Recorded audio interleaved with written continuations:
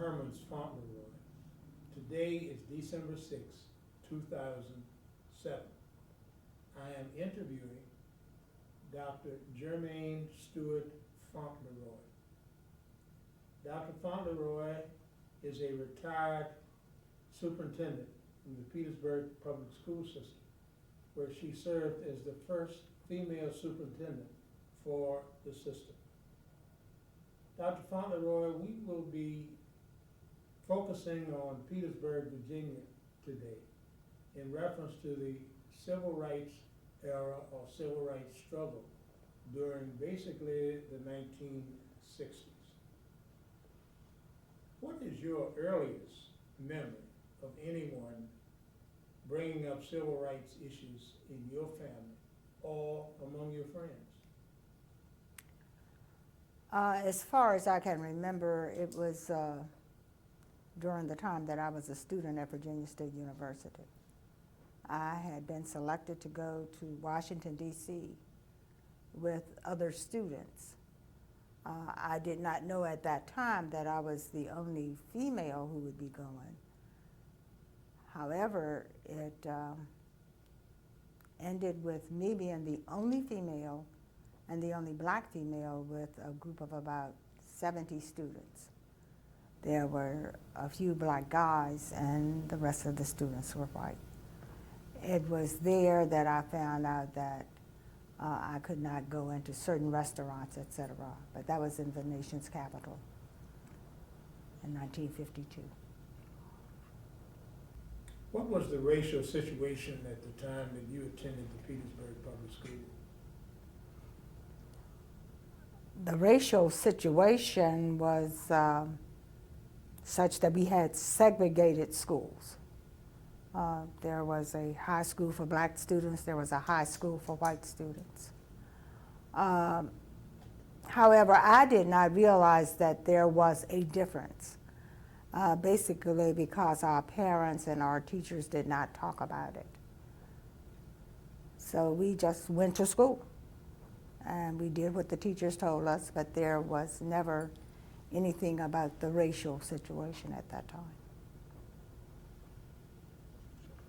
What is your knowledge in reference to the differences between the black schools and the white schools? I now know that there was a difference because the black schools did not have all the materials, they did not have all the uniforms that the football teams and the cheerleaders wore. We basically got what the students at Petersburg High School had discarded.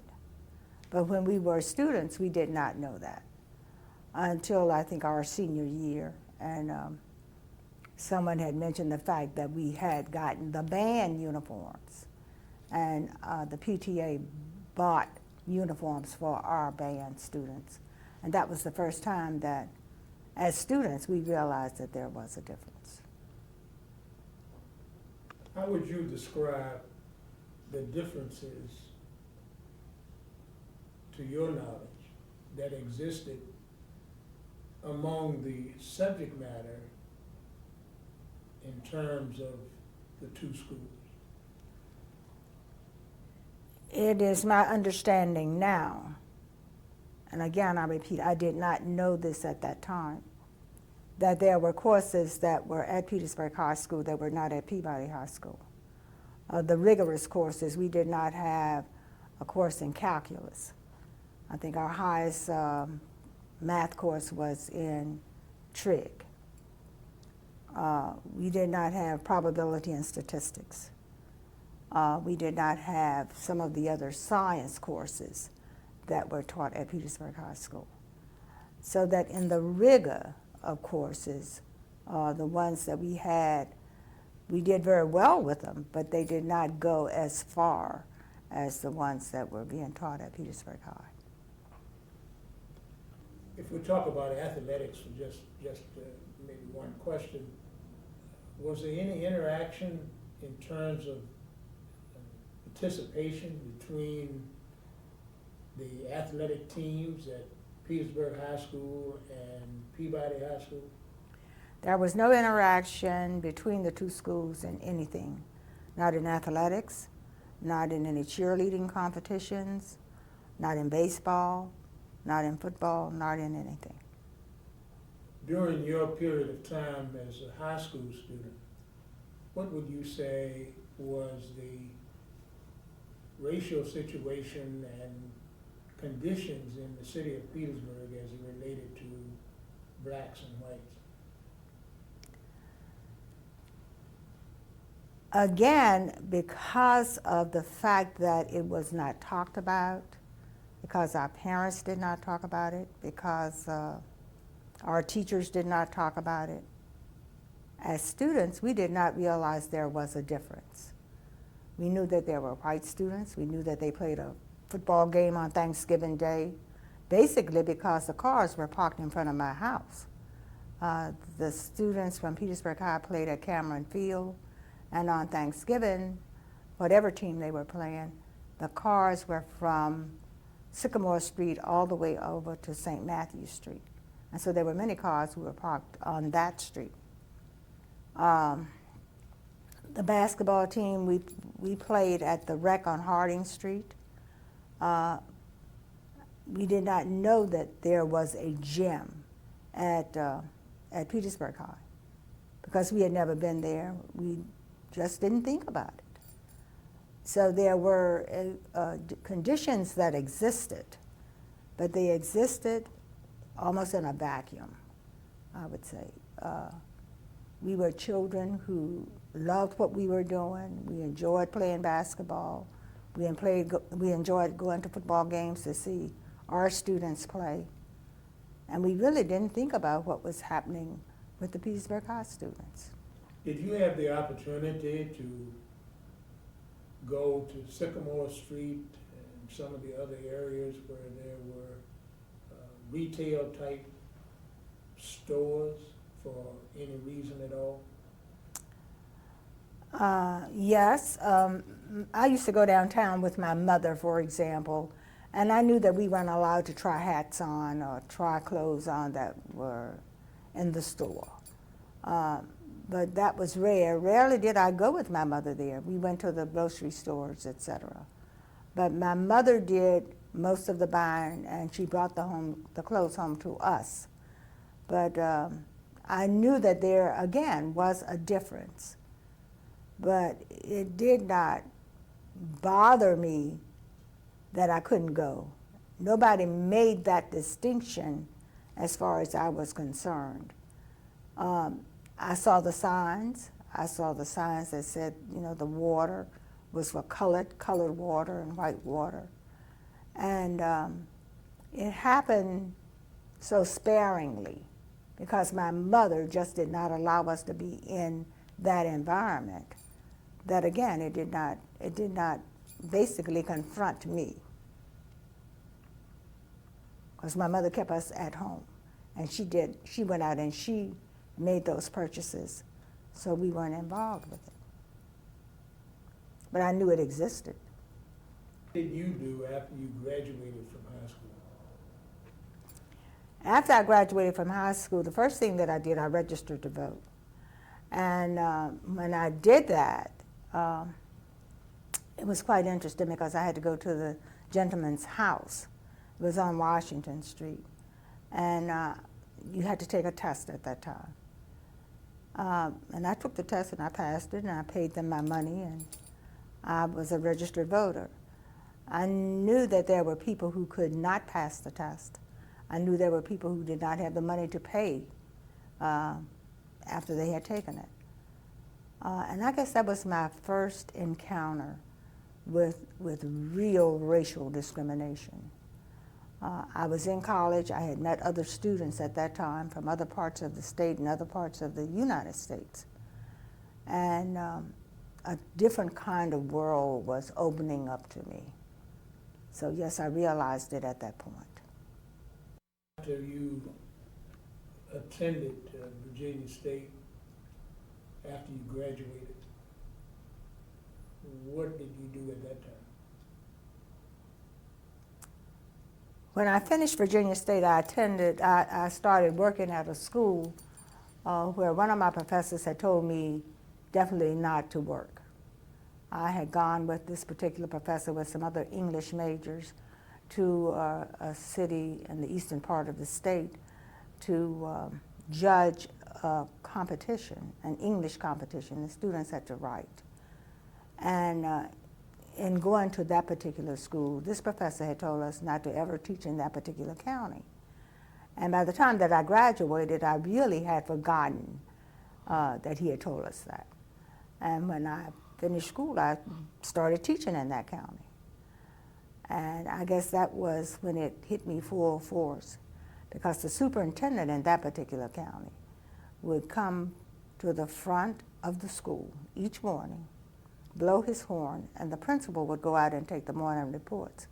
But the superintendent would not set foot on the grounds where the black students attended. Well, by that time, I was, I guess, very much disturbed, if you will.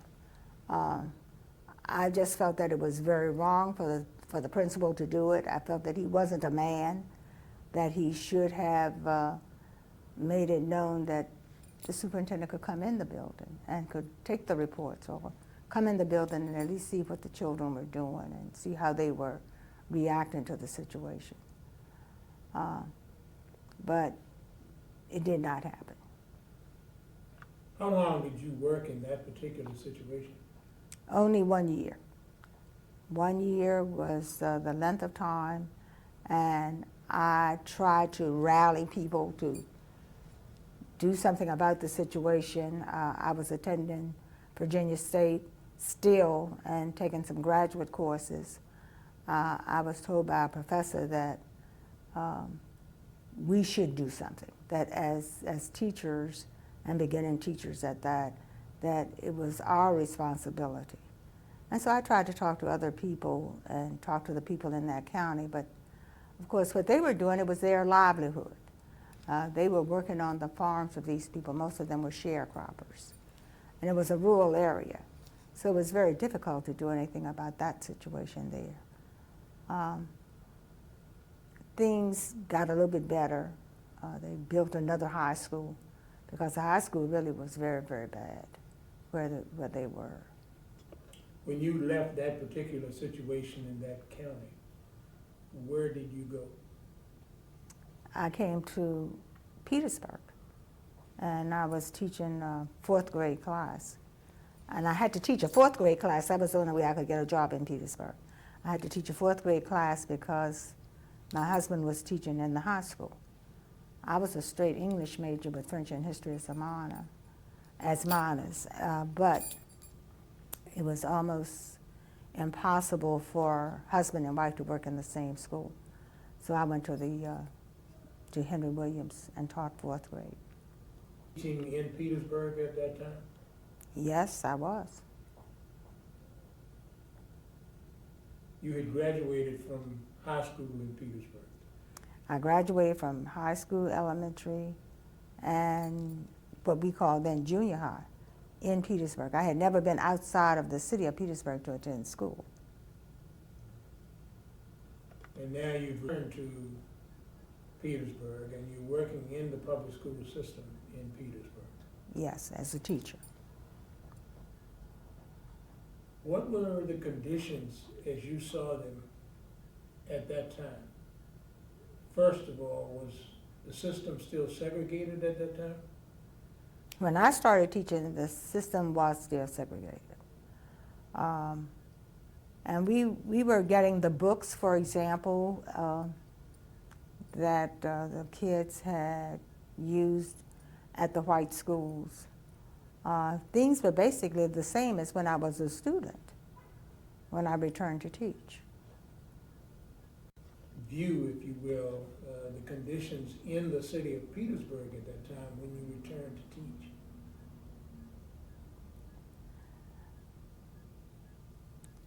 In the city itself, we could not go to the library and sit down and read a book. We could go to the library and go downstairs in the basement. That's where blacks were supposed to go to get their books. So most of us went to Virginia State when we wanted to get research materials, etc., because we could not use the library in Petersburg. We could not go to bus stations and train stations or any means of transportation. They were segregated. In the city itself, it was more integrated really then than it is now, because you had whites living on one side of many streets and blacks living on the other side. And that was in most communities. Did you ever think that it would be necessary to get involved in any of the activities that were taking place or about to take place as far as the civil rights struggle was concerned at that time? Well, by the time that I had finished college, I also had two children. I had 2 girls. So I was determined that they would have a better life than I had had. And I wanted them to go to an integrated school system. And so I got involved really with trying to integrate the schools in Petersburg because of my 2 girls. Play in trying to cause that to happen? Well, I worked with some lawyers, and I went around to different homes, people we thought would be willing to try to register their children in the predominantly white schools. We got a list of them, and we petitioned the courts to let the children attend Bowling Junior High School. It was not an easy task, and I didn't do it by myself. I was with a group of people because there were some others at that time also who had just gotten tired of seeing conditions the way that they were. And so we determined to send the children to an integrated school system. It did not work the first time. And then we got some different lawyers, and we were able to do that. Did you attend Bowling Junior High School? No, the city closed that particular school down. It was never used as a school after we petitioned to integrate it. It was used as a social services building, and it is now a high-rise for the elderly. So they never did attend that school. But then it was a perfectly good school, and it was a great school, a great building. But no, they never did attend that one. But they did attend the Petersburg High School, they attended Jackson Elementary School, and they attended Walnut Hill School. Were there other conditions in the city of Petersburg that the citizens, or at least some of the citizens in Petersburg, began to address? Well, you had another situation that I think helped to bring this to sort of a confrontational point of addressing some issues. There were many of the young men who were coming back to Petersburg from the war. They had fought for their country, and they were coming back to conditions that were the same as when they left, because of the fact that they had been out, they had seen how other people lived, they had been to other parts of the United States where schools were integrated, where people lived together, and they lived well. There were many of them who had been to Europe, they had married, especially the German women, they were coming back. And so you had integrated families. And these people wanted a decent place to live. They wanted to come back home to their own city to live. Because of these conditions, there were many people now involved in trying to get some things changed that had not been for the time before. Believed that it was necessary to be involved in causing that to happen? Yes, I did. I got involved when the minister of the church where my family attended. I did not attend that particular church. I attended a different church, but my husband and my daughters belonged to Gilfield. there was a Reverend Walker who was the pastor there, and he and his wife and children had attempted to use the library in Petersburg, and they were arrested. And from that point on, I was very much involved with the struggle, if you will. I had gone to Trailway bus station and had attempted to get tickets, and I had assisted with putting up picket lines. I had tried to get teachers to work with us in getting children involved. It wasn't easy because people were afraid. They were afraid they would lose their jobs, and they were afraid that many of them would be hurt. You still had the organizations such as the KKK in this area, and you had people who were dependent on the livelihood of working in places where these folk were. So people were afraid, and it wasn't an easy task. But I made telephone calls to just about all the teachers, and we had their word that they would be on the picket line to open stores, to go to the library, to try to get into some of the hotels and motels. But they didn't come forward as readily as you would have expected them to. As a result of Reverend Walker's involvement and being a minister in the city, did other churches become involved in the struggle? The pastor at Zion Baptist Church, and that was the church that is the church where I attend, Reverend Williams was involved. Reverend Reed at First Baptist was involved. Most of the churches in the area did become involved. And that is no longer the case. I mean, when we look at the way that it is today, the churches are not involved as much as they were at that time. But the churches were very much involved in the struggle and trying to get people to have their equal rights. What is your memory in reference to how Virginia State College at that time, now Virginia State University, was involved, particularly maybe through their students? There was a gentleman by the name of David Gunner. He worked in the dining hall. He was one of the supervisors there. He worked very closely with the students at Virginia State. He also had a business in Petersburg. He had a restaurant called the Golden Horseshoe. But he worked and tried to get students to come to Petersburg to help with voter registration, with picketing, and they held meetings. Eventually SNCC came in, and we had people who came in from Atlanta. Reverend Walker then became involved with Reverend Martin Luther King.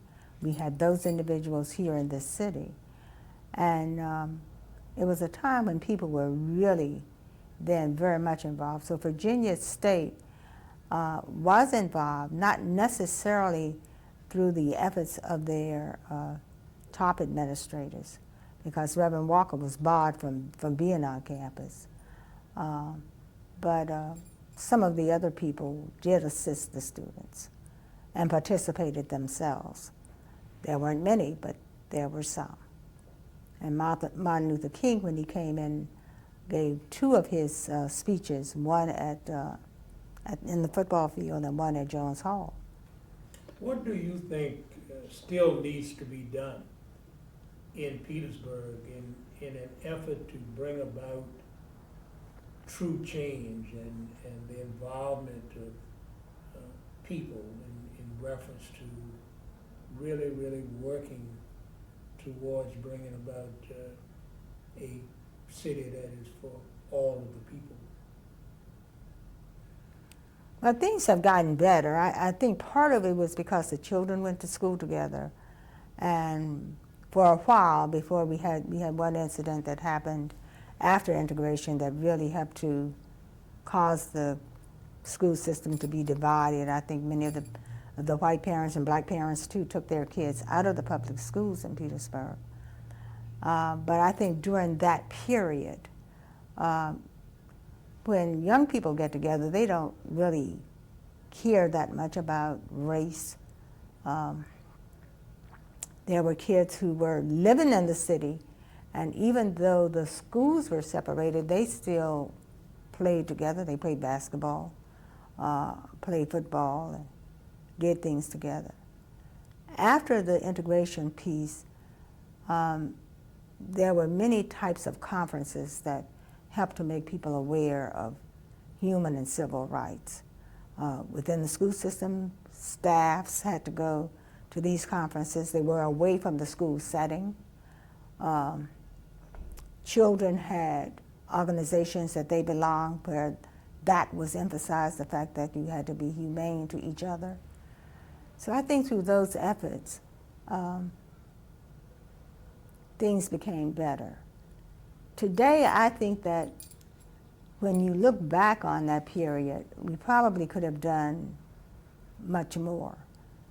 But in a way, it may have been a good thing, because people have to change themselves. I don't think there is any type of organization or conference that you can go to that will change your mind. I think it is only through interaction with another individual that people become aware of the strengths, weaknesses, the likes and dislikes of those people. Some people will find that they are just like their own, and others will find that they aren't and don't want to be bothered. And that's all a part of life. But at least they get that opportunity now. Before, the opportunity wasn't there. So in that way, I think that the city has grown. I don't see people fighting anymore like they were at that point.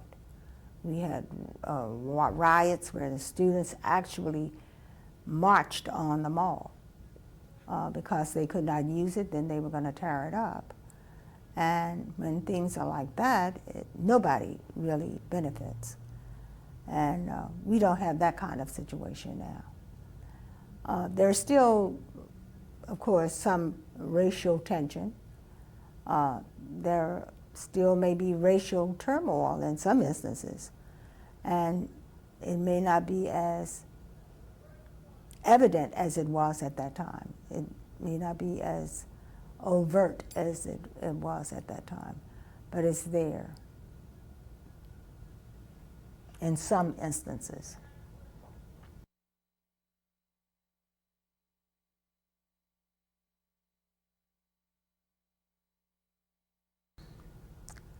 I believe that education is the key to most problems.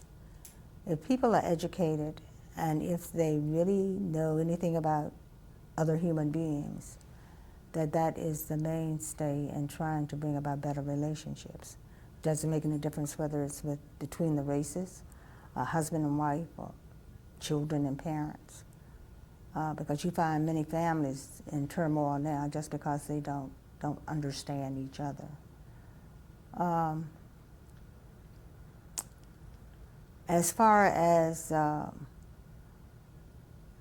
city is concerned, I think it is coming about now because we have some new growth coming. And I mean, you can see it, it's evident.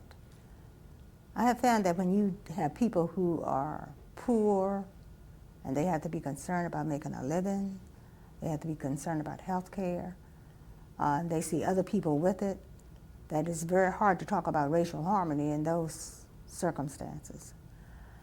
But if you find that people at least are making a decent living, that people have decent health care, that people have an opportunity to go to schools, that they go and have good teachers, people who are really interested in them, where they have a vigorous curriculum and children learn and can really do well, I think then you have a difference in the way that they look at life. In Petersburg now we have the Petersburg Symphony. We have the arts that put on their productions every second Friday. We had the Petersburg Forum, even though that has now gone out of existence. But these are opportunities for people to see the better side of human beings. And if we can continue with these and maybe enhance them some, I believe that life can be much better than it is even now.